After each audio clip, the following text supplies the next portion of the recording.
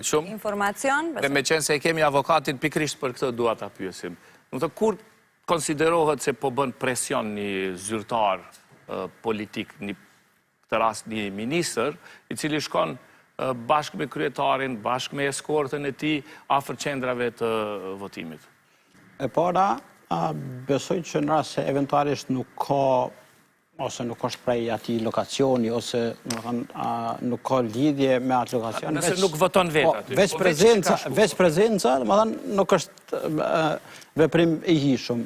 Mirë po, natyrisht, ushtrimi i presionit, përkatësisht tentimi për me deviju vullnetin e qytetarëve është veprim i ndaluar, mirë po ai duhet të provohet konkretisht si është bërë, ndaj kujt është bërë dhe cili ka qenë pasoja e një veprimi. Duhet organet me trajtu këtë situatë edhe nëse provohet që ka pas... Veç prezenca...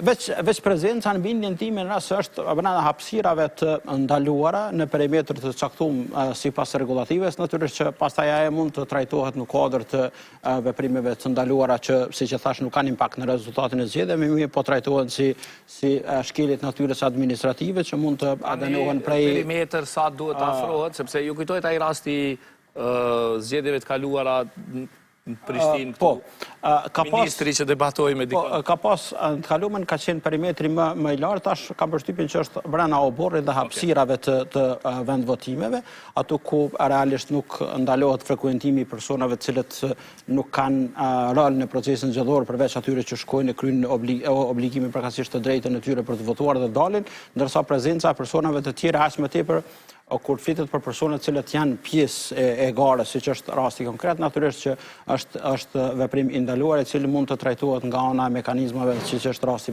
përkatës panelit zgjedhor për ankesa dhe parashtresa, por në rast se provohet që ka pas ushtrim ndikimi në mënyrë të drejtë për drejtë ndaj ndonjë qytetari, atëherë natyrisht që ai duhet me u trajtu prej organeve të zbatimit të ligjit, policisë fillimisht, pastaj edhe përgjigjen. Adrian, po ashtu do të lirojmë, me që akoma nuk e ke shfrytzuar të drejtën tënde për të votuar. Këtu shfrytëzojmë rastin që të bëjmë thirrje të gjithë qytetarët që ta shfrytëzojnë këtë të drejtë vote dhe ta kryejnë obligimin e tyre qytetarët. Faleminderit shumë për kohën që ishe me ne në studio. Sigurisht, unë së bashku me bashkëshortën do të shkojmë ta kryejmë këtë detyrën tonë si qytetarë dhe përfitojmë nga rasti që t'i bëjmë ftesë edhe një herë qytetarëve që ta shfrytëzojmë këtë drejtë për periudhën e cila ka mbetë para nesh. Faleminderit edhe një herë. Faleminderit shumë.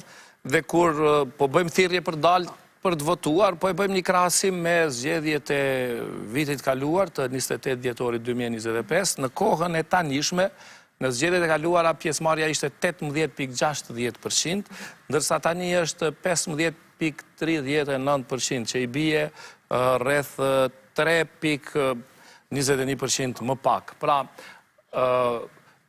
është mirë që ta ruajmë apo ta arrijmë nivelin e pjesëmarrjes të zgjedhjeve të fundit.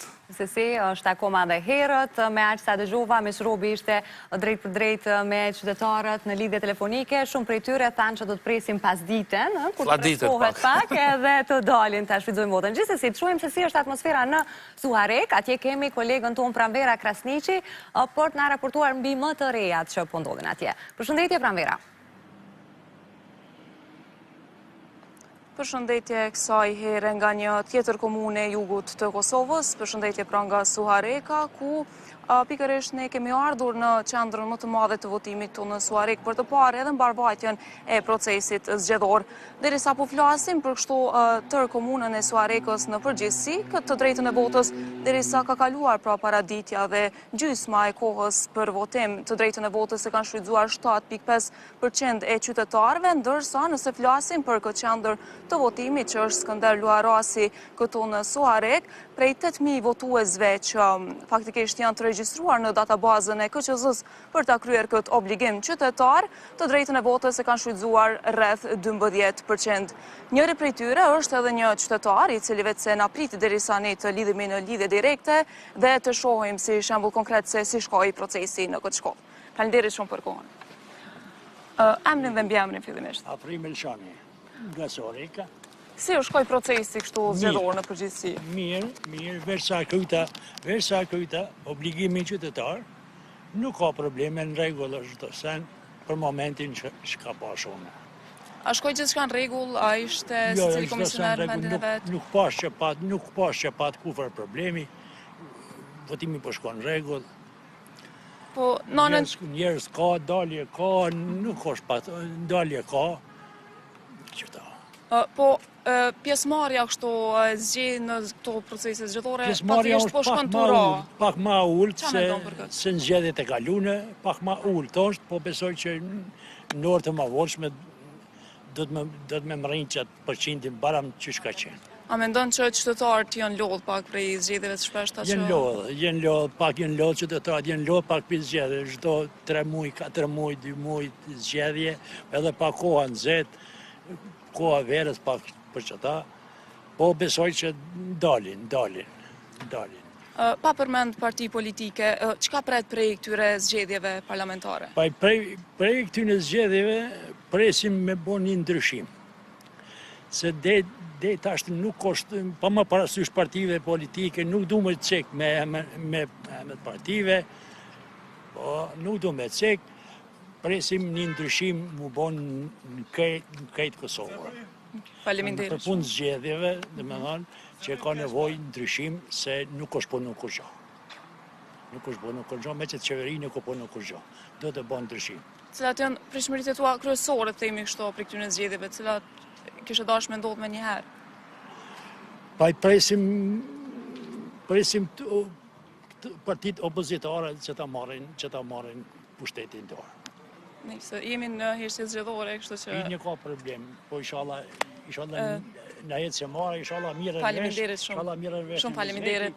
Atëherë paka shumë vetë se bënëm një përmbledhje të procesit zgjedhor në këtë qendër dhe patjetër që për procesin zgjedhor ashtu edhe në qendrat e tjera të votimit, qoftë në Suarek, në Prizren apo në Dragash ku do t'i përcjellun gjatë tërë ditës, patjetër që do t'ju raportojmë në kohë reale. Faleminderit shumë, Pranvera. Nga Prizreni do të kalojmë tani në komunën e Gjakovës, të ndalemi pak në qarshinë e Gjakovës, atje është Ardiana Jashari. Ardiana, përshëndetje, çfarë informacionesh kemi nga Gjakova? Si po shkon procesi i zgjedhjeve? Përshëndetje për ju në studio.